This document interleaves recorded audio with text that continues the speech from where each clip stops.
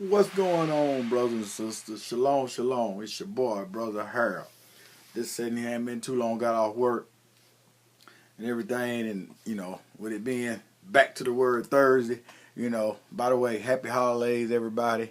I know you're getting ready for the holiday season. It done came upon us and everything, so hope you got all your Christmas shopping done. But anyway, I was just sitting here, meditating a little bit, looking through the word. I was at work today meditating on some things and everything. Well, actually, I was looking at my phone because I had put some notes in there.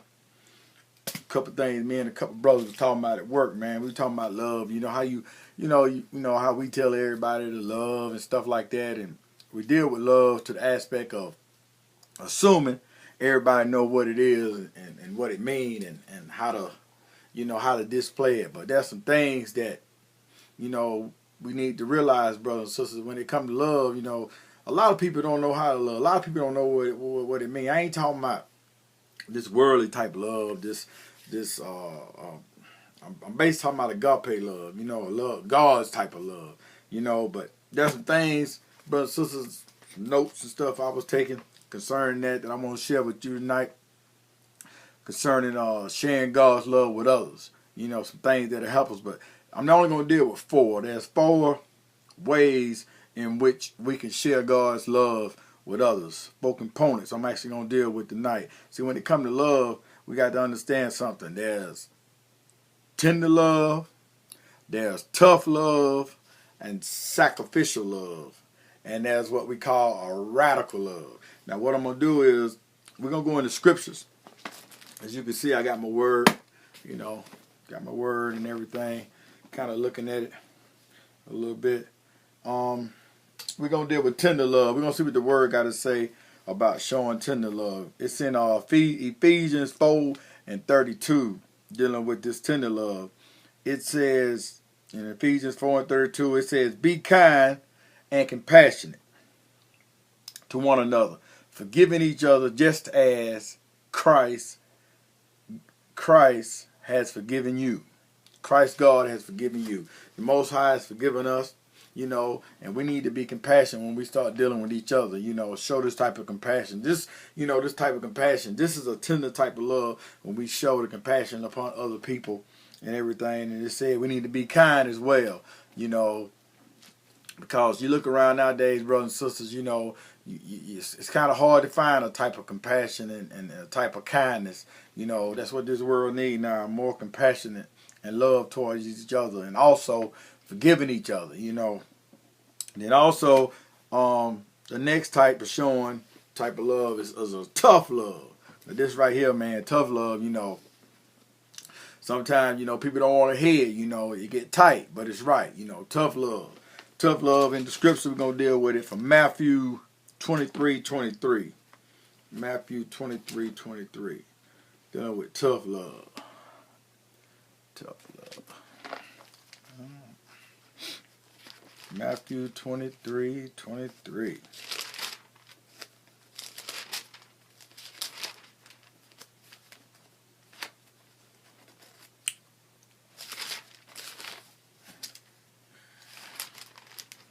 Okay, it says, Jesus said, woe to you, you teachers of the law and Pharisees, you hypocrites.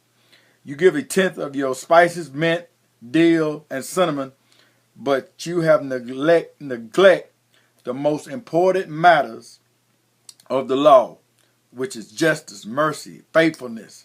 You should have practiced the latter without neglecting the former. So what Jesus is actually saying, so basically what he's saying, he's talking about the teachers of the law, you know what I'm saying?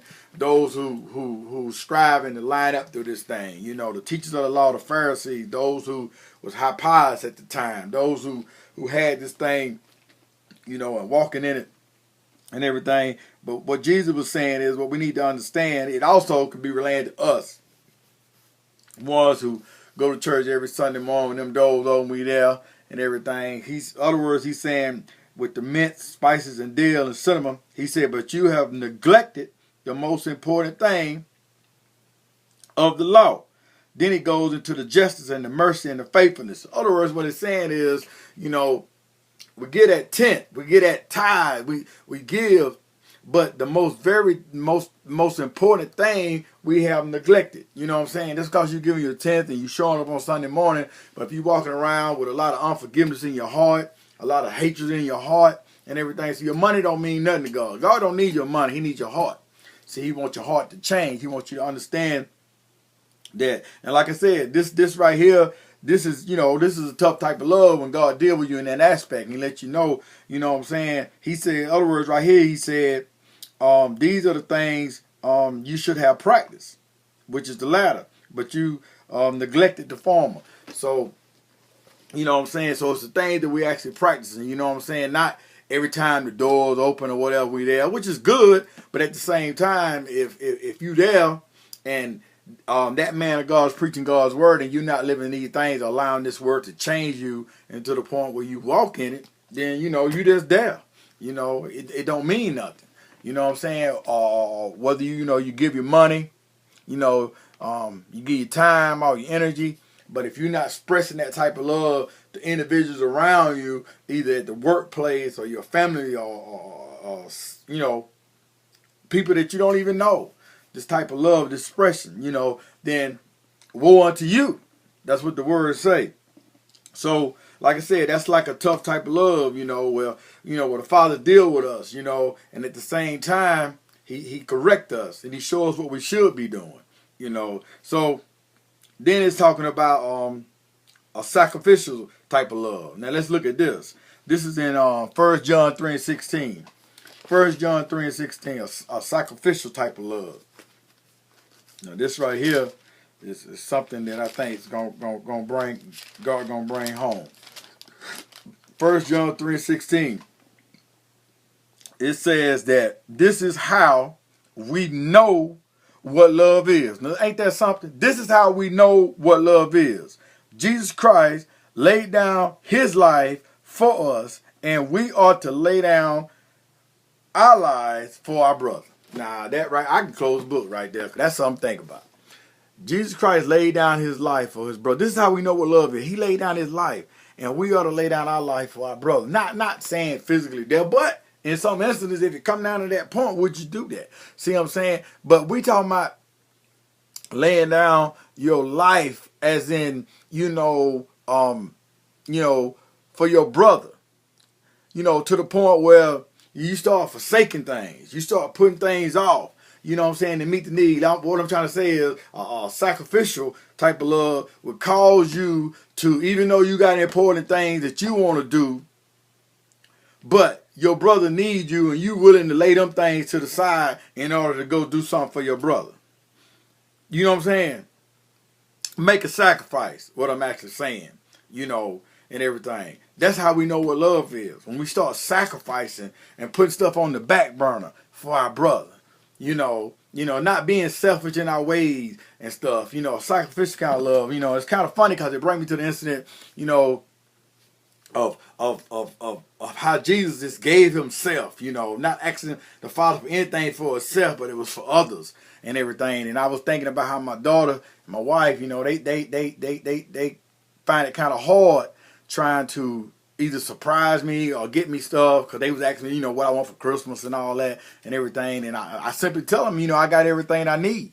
I don't want nothing. You know what I'm saying? My Christmas is to see other people happy, other people full of joy and love and everything, and they was like, come on, Dad, we want you to have something to open up, this and that and everything. But I'm like, I'm serious.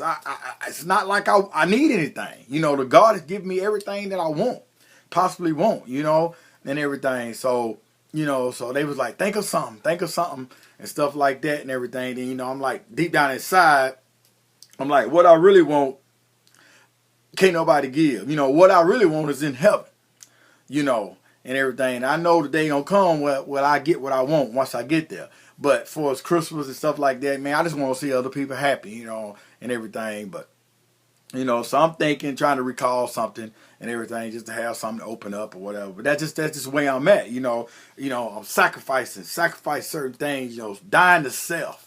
Not being selfish, all them selfish ambitions and stuff, understanding that it ain't about you. You know what I'm saying? It's about others, so putting yourself out there at times. you know, and everything. So then we go to this radical type of love. Now this radical type of love is it's in Matthew 5:39-41.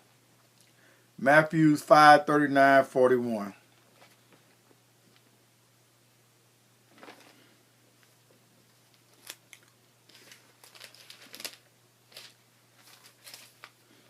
It says,